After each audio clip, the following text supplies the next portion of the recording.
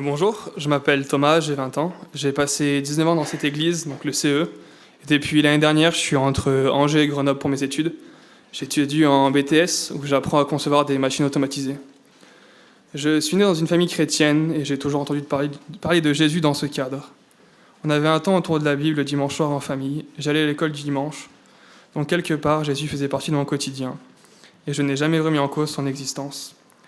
À l'âge de 4-5 ans, je me souviens avoir prié pour remettre ma vie à Dieu. Parfois, on néglige ces prières d'enfant, mais pour moi, ce n'est pas une prière d'imitation. C'était pas une prière d'imitation.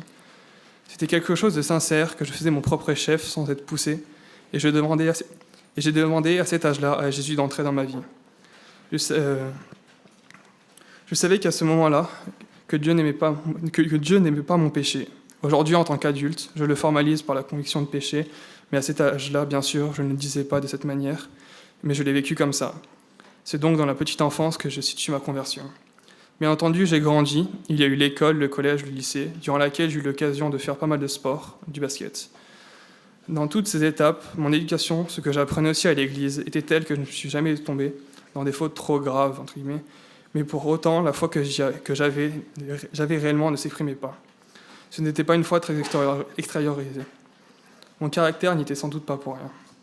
Je ne criais pas ma foi sur tous les toits, mais quand je la partageais à mes copains de classe, en leur disant que j'étais chrétien, ils me disaient de ne pas être étonné vu mon comportement. J'ai toujours fait des camps chrétiens, avec la Ligue pour la lecture de la Bible ou le CDJ à Saint-Lunaire. C'était des moments bénis dans lesquels ma foi se développait. Je repartais avec la volonté de vivre une vie de piété plus forte, avec l'envie de plus lire la Bible et de prier. J'ai vraiment grandi spirituellement dans ces camps, mais j'apprenais beaucoup, puis le cycle recommençait, école, la vie de piété qui souffre. Ces cycles étaient usants et l'idée du baptême a commencé à germer dans mon esprit. En fait, pour moi, me faire baptiser était logique quelque part, parce que je savais que Dieu m'a sauvé. Lors d'un camp, j'ai eu des discussions avec d'autres jeunes sur le fait qu'attendre que ces cycles s'arrêtent pour se faire baptiser n'était pas nécessaire ni même bon. Le baptême n'est pas un médicament contre ces hauts et bas, puisque je savais être sauvé. Ce n'est donc pas cohérent de ne pas aller plus loin. Un samedi soir, après un enseignement en groupe de jeunes, en rapport avec le baptême fin 2019, j'ai été interpellé par le fait que le baptême était important, notamment pour marquer mon obéissance envers Dieu. Au fur et à mesure de la prépa baptême, j'ai vu à quel point j'étais encore loin de ce que la Bible veut dans mon comportement ou dans mes pensées. J'ai pu revivre la repentance durant ce temps-là. Non pas la repentance qui sauve, mais celle qui est logique et bonne en face d'un Dieu saint, qui est le mode de vie du chrétien. J'ai demandé à Dieu qu'il prenne plus de place dans ma vie. Je ne veux plus pécher, même si je sais que concrètement, je serai pécheur jusqu'à la fin. Je lui ai redemandé pardon pour mes fautes. Je peux affirmer que Jésus est mort sur la croix pour porter mes péchés, et que c'est par la grâce seule de Dieu que je suis sauvé.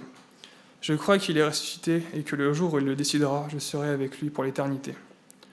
Par ce baptême, je reconnais l'autorité de Dieu sur ma vie et je désire lui obéir en toutes circonstances. Je ne m'appartiens plus. Étant actuellement en études à Angers, je fréquente l'église protestante évangélique d'Angers à Vrier. Je ne sais pas combien de temps j'y serai, mais mon désir de m'engager à servir l'Église et mes frères et sœurs en Christ dès aujourd'hui à Angers, et en tant que membre dès que ma situation le permettra. Mon histoire témoigne de l'importance de la vie d'une Église locale fidèle, et je m'y engage. C'est ce que je voulais partager avec vous aujourd'hui.